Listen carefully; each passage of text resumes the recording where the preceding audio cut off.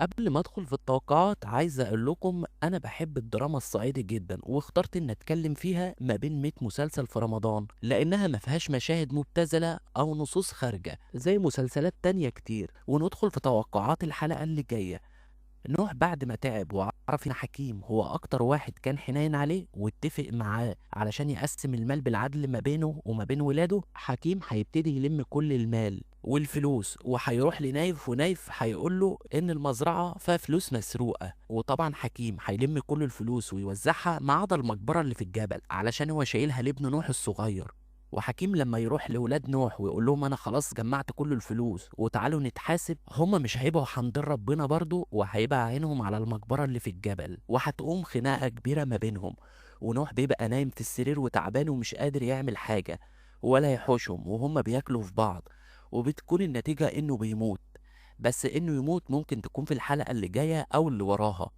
وحكيم بيشيل نعشه هو وولاده، وبيكون حزين جدا وهو ماشي في الجنازة. وبعد موت نوح، حكيم علشان يرضي ضميره هيقول لسليم وبحر إن التركة هتتوزع من أول وجديد، وفي واحد خامس هيدخل معاهم في التركة وهو ياسين، وهيقول لهم إن ياسين يبقى أخوهم وليه نصيب في التركة زيه زيهم. وهنا بقى الدنيا بتقوم وتولع أكتر. أما غزل بقى فهتاخد وضعها في القصر، والبرنسة وسليم وبحر هيحاولوا إن هم يضروها هي وابنها، وهي هتقف في وشهم وتقول لهم اللي عايز يأذي ابني انا مش هسمح له بكده، كله اللي ابني وانا هنا في قصر حكيم باشا زوجي كبيركم كلكم. اما بقى سليم وبحر فممكن يكونوا كمان سبب في موت الجرحي ابو صفا، بسبب المناقصة والمقاولة اللي هما واخدينها في الجبل وعاملين حجتها علشان خاطر يوصلوا للمقبرة اللي حكيم مخباها هناك. وغراب وواصل لما ما بيعرفوش يوصلوا لحق ولا باطل مع حكيم، وياسين وهو قاعد مع حكيم في البلكونة بتاعة الفندق في مصر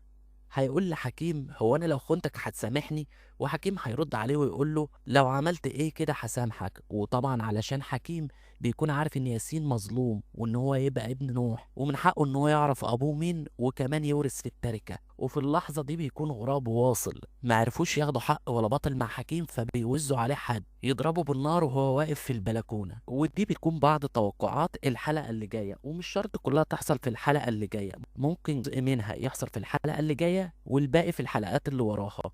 وملخص الحلقة اللي فاتت باختصار علشان لو ما كنتش لسه شفتها وتبقى متابع معانا: ياسين بيقدر يساعد حكيم انه يطلع من قضية غسيل الاموال والتهرب الضريبي، وبيكون وكيل النيابة بيضرب كف على كف وهو مش عارف يثبت عليهم حاجة. وبعد لما بيخرجوا حكيم بيقول لياسين ازاي عملت الخطة دي كلها على الغراب؟ لا وجايب لي كمان منه بيتكوين وانا معرفش ايه ده. وبيكون غراب واصل عرفوا بخروج حكيم من القضية، فبيقعدوا يندبوا حظهم وبيحطوا همهم في جلالة ويقولوا لها انت البومه اللي مشندله حنا. وبيدخل عليهم سليم ويقولوا ان هيبتدي في المقاوله اللي هم واخدينها في الجبل، وانه كلم رئيس المباحث علشان يساعدهم في تأمين اللوادر والمعدات، وهو لو الجرح اعترض نطخه في وسط الزيطه دي. وحكيم بيكون راح لغزل هي وابو في مزرعة الخيل بتاعته، وبيقول لهم انا هعمل لكم تجارة وهسدد كل ديونكم، وهم بيبقوا مبسوطين وفرحانين جدا. بس غزل بتكون زعلانة علشان شافت حنية ابوها واخوها بعد ما عرفوا ان حكيم غني ومعاه فلوس. تقول لهم